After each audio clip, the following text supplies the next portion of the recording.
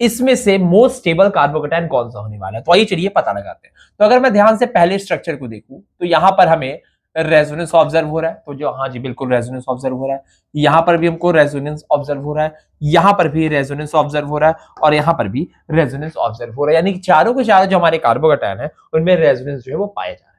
अब देखिए जब चारों में रेजोनेंस पाया जा रहा है तो अब हमें दूसरे फैक्टर की ओर रुख करना पड़ेगा कि किस फैक्टर से हम क्वेश्चन को सॉल्व कर सकते हैं। जैसे कि अगर मैं इन चारों को देखूं तो चारों में जो सबसे अलग चीज मुझे दिख रही है वो ये फ्लोरीन है। फ्लोरीन क्या बच्चा, फ्लोरीन आपका है -I। फ्लोरीन कैसा है आपका, -I ग्रुप है। तो ध्यान से देखो जब ये बॉन्ड आपका इधर शिफ्ट करेगा तो पॉजिटिव चार्ज का जनरेशन कहां होगा, पॉजिटिव चार्ज का जो जनरेशन है वो फ्लोरीन के जस्ट बगल में होने वाला है, जो कि इसको बहुत ही ज्यादा अनस्टेबल स्पीशीज बनाता है, यानी कि तीसरा तो हमारा आंसर नहीं होने वाला है। अब बात करता हूं मैं पहले की।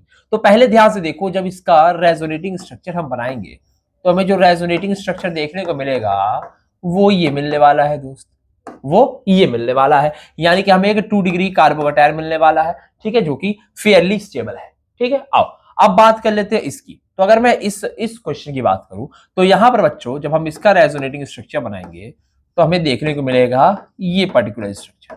ठीक है, दिख रहा है आपको। अब अगर ध्यान से तुम यहां पर देखोगे तो ये जो हमारा कार्बोकेटायन बना हुआ है ये रेजोनेंस से तो पहले से स्टेबलाइज था, साथ में 2 डिग्री कार्बोकेटायन भी बन गया, लेकिन उसके साथ साथ +M से ऑक्सीजन भी इसको स्टेबलाइज कर रहा है दोस्त।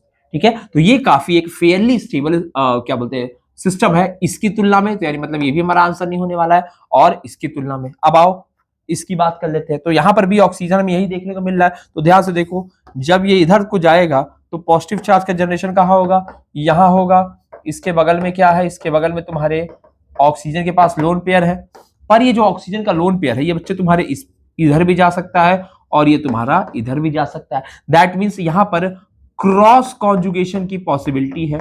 यहाँ पर क्या बच्चा, यहाँ पे क्रॉस कॉन्जुगेशन की पॉसिबिलिटी है। इसकी वजह से ये जो हमारा स्ट्रक्चर है वो इसकी तुलना में लेस स्टेबल है। इसका मतलब हमारा जो आंसर होगा वो ये होने वाला है।